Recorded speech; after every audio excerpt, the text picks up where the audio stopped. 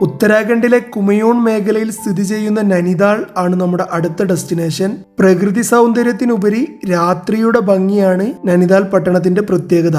കണ്ണിന്റെ ആകൃതിയിലുള്ള നൈനി തടാകത്തിന് ചുറ്റുമാണ് ഈ പട്ടണം നിർമ്മിച്ചിരിക്കുന്നത്. ഇതിന്റെ ഒരു ഹിസ്റ്ററി എന്ന് പറയുന്നത് 1841 ബ്രിട്ടീഷ് വ്യാപാരിയായ പി ഭരൺ ആണ് നൈനിതാളിൽ ആദ്യത്തെ യൂറോപ്യൻ വീട് നിർമ്മിച്ചത്. അദ്ദേഹത്തിന്റെ കുടിയേറ്റത്തെ തുടർന്ന് നൈനിതാൾ അതിവേഗം വികസിച്ചു. ചൂടിൽ നിന്നും ആശ്വാസം തേടുന്ന ബ്രിട്ടീഷ് ഉദ്യോഗസ്ഥരെയും അവരുടെ കുടുംബങ്ങളെയും ആകർഷിച്ചു. ഇന്ന് നൈനിതാൾ വളരെ തിരക്കേറിയ ഒരു വിനോദസഞ്ചാര കേന്ദ്രമാണ്. ഓരോ വർഷവും അനേകം സഞ്ചാരികളാണ് നൈനിതാൾ സന്ദർശിക്കുന്നത്. അപ്പോൾ ഗായ്സ്, നമ്മൾ ഉത്തരാഖണ്ഡ് സന്ദർശിച്ചതിൽ ഇത്രയും രാത്രി സൗന്ദര്യമുള്ള മറ്റൊരു ഹിൽ സ്റ്റേഷനും ഉത്തരാഖണ്ഡിലില്ല. അതുതന്നെയാണ് ഇവിടുത്തെ ഒരു മെയിൻ ഹൈലൈറ്റും. ടൗണിന്റെ മധ്യഭാഗത്താണ് ഏറ്റവും കൂടുതൽ ഭംഗിയുള്ളത്. യൂറോപ്യൻ കൺട്രീസിന്റെ ഒക്കെ ഒരു ശൈലിയിലാണ് നൈനിതാൾ പട്ടണം നിർമ്മിച്ചിരിക്കുന്നത്. അപ്പൊ നെക്സ്റ്റ് ഡേ മോർണിംഗ് തന്നെ ഞങ്ങളൊരു സ്കൂട്ടർ റെന്റിനെടുത്ത് ബാക്കിയുള്ള സ്ഥലങ്ങൾ കാണാൻ വേണ്ടി ഇറങ്ങി. ഹിന്ദിയിൽ ദാൽ എന്ന് പറഞ്ഞാൽ ലേക്ക് എന്നാണ് അർത്ഥം വരുന്നത്. അതുകൊണ്ട് തന്നെ ഇവിടെ കാണാനുള്ളതിൽ ഏറ്റവും കൂടുതൽ തടാകങ്ങളാണ്. അപ്പൊ ഞങ്ങൾ ആദ്യം പോയത് നൈനി ലേക്കിലോട്ടാണ്. അപ്പൊ ഇവിടെ ബോട്ടിംഗ് സർവീസ് അവൈലബിൾ ആണ്. അപ്പൊ ഞങ്ങൾ ഒരു ബോട്ടിംഗ് സർവീസ് ഒക്കെ നടത്തി. കുഴപ്പമില്ല, ഇതൊരു ആവറേജ് എക്സ്പീരിയൻസ് ആണ്. ഇപ്പൊ വയനാട് പൂക്കോട് ലേക്കിൽ ബോട്ടിംഗ് നടത്തിയവർക്കൊക്കെ അറിയാം, അതുപോലൊക്കെ തന്നെയുള്ള ഒരു എക്സ്പീരിയൻസ് തന്നെയാണ്. അതിനുശേഷം ഞങ്ങൾ ഭീംതാൽ ലേക്കിലോട്ടാണ് പോകാൻ പ്ലാൻ ചെയ്തത്.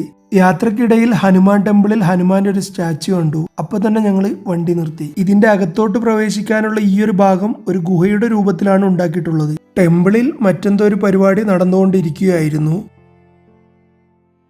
അതിനുശേഷം ഞങ്ങൾ അവിടെ നിന്ന് ഇറങ്ങി വീണ്ടും യാത്ര ആരംഭിച്ചു. ഇതാണ് ആക്ച്വലി ഭീംതാൽ ലേക്ക്. അപ്പൊ ഞാൻ ഓൾറെഡി പറഞ്ഞ പോലെ തന്നെ ഇവിടെ എവിടെ ചെന്നാലും നമുക്ക് ലേക്ക് തന്നെയാണ് കൂടുതലും കാണാൻ സാധിക്കുക.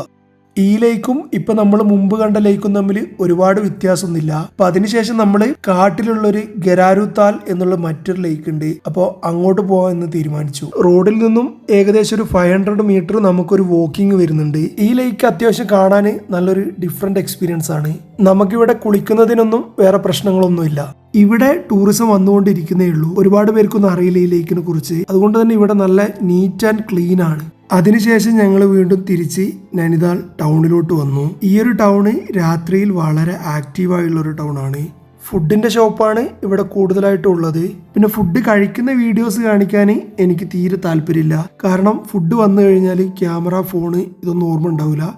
ഫുഡ് കഴിച്ചു കഴിഞ്ഞാലാണ് ഇതിനെക്കുറിച്ചൊക്കെ ഓർമ്മ വരുത്തുക. അപ്പൊ ഗായ്സ്, നമ്മളെ ഈ ഉത്തരാഖണ്ഡ് സീരീസ് ഇപ്പൊ നമ്മൾ പ്ലാൻ ചെയ്തതുപോലെ നമ്മൾ ഇവിടെയാണ് എൻഡ് ചെയ്യുന്നത്. ഇതിന്റെ റൂട്ട് മാപ്പ് ലാസ്റ്റ് എക്സ്പ്ലെയിൻ ചെയ്തു തരാം. അതിനു മുമ്പ് കുറച്ച് കാര്യങ്ങൾ കൂടി പറയാനുണ്ട്. അതിനുശേഷം നമുക്ക് റൂട്ട് മാപ്പിലോട്ട് കടക്കാം. നമ്മൾ കേരളത്തിൽ നിന്നും നോർത്തിലോട്ട് ട്രാവൽ ചെയ്യുന്ന സമയത്ത് നമ്മൾ മാക്സിമം സ്റ്റാൻഡേർഡ് കീപ്പ് ചെയ്യുക. അപ്പൊ അവിടെയുള്ള ഭൂരിഭാഗം പേരും നമ്മളെക്കാൾ സ്റ്റാൻഡേർഡ് കുറഞ്ഞ ജീവിത നിലവാരം വളരെ താഴെയുള്ളവരായിരിക്കും. എന്നാലും നമ്മൾ ഡീസന്റ് ആയി ബിഹേവ് ചെയ്യുക. അവിടെയുള്ളവരോട് സംസാരിക്കുമ്പോൾ ഈ ഫേസ്ബുക്കിലും വാട്സപ്പിലും മാത്രം ന്യൂസ് കാണുന്ന അൺഎഡ്യൂക്കേറ്റഡ് ആയ ചിലർ കേരളത്തിനെ കുറിച്ച് വളരെ മോശമായിട്ടാണ് കരുതുന്നത്. അത് റൈറ്റ് വിങ് പൊളിറ്റിക്സിന്റെ ഭാഗമായിട്ട് കേരളത്തിനെ അങ്ങനെയാണ് പോർട്രേ ചെയ്തിരിക്കുന്നത്. അപ്പോൾ അങ്ങനെയുള്ളവരെ മാക്സിമം ഞങ്ങൾ കാര്യങ്ങൾ പറഞ്ഞ് മനസ്സിലാക്കി കൊടുക്കാറുണ്ട്. ഇപ്പൊ അവരുടെ ഒരു ഇന്നർ തോട്ട്സിൽ പുറത്തുനിന്ന് ഒരാൾ വരുന്ന സമയത്ത് അവർ സ്വാഭാവികമായിട്ടും ജഡ്ജ് ചെയ്യും. അതുകൊണ്ട് മാക്സിമം നമ്മൾ ഡീസന്റ് ആയി ബിഹേവ് ചെയ്യുക. നമ്മളൊരു കൾച്ചർ അങ്ങനെയാണെന്ന് അവർക്ക് കാണിച്ചു കൊടുക്കുക. ഇനിയിപ്പോൾ ഞാൻ എക്സ്പ്ലെയിൻ ചെയ്യാൻ പോകുന്നത് നമ്മളെ ലാസ്റ്റ് വീഡിയോ എൻഡ് ചെയ്തത് ഓളി എന്നുള്ള പ്രദേശത്ത് നിന്നാണ്. ഇനിയിപ്പോൾ ഓളിയിൽ നിന്നും എങ്ങനെ നൈനിതാളിലോട്ട് എത്താം എന്നുള്ളതിന്റെ റൂട്ട് മാപ്പ് പറഞ്ഞു തരാം. നമ്മൾ ഓളിലോട്ട് പോകാൻ വേണ്ടി റൂം എടുത്തിരുന്നത് ജോഷ്മത്ത് എന്ന് പറഞ്ഞ സ്ഥലത്താണ്. അപ്പൊ ഈ ജോഷ്മത്തിൽ നിന്നും കർണപ്രയാഗ് എന്ന സ്ഥലത്തോട്ട് നമുക്ക് ഡയറക്റ്റ് ബസ് കിട്ടും. കർണപ്രയാഗിൽ എത്തിയ ശേഷം നമുക്ക് അടുത്ത സ്ഥലം എന്ന് പറയുന്നത് ഗർസൻ ആണ്.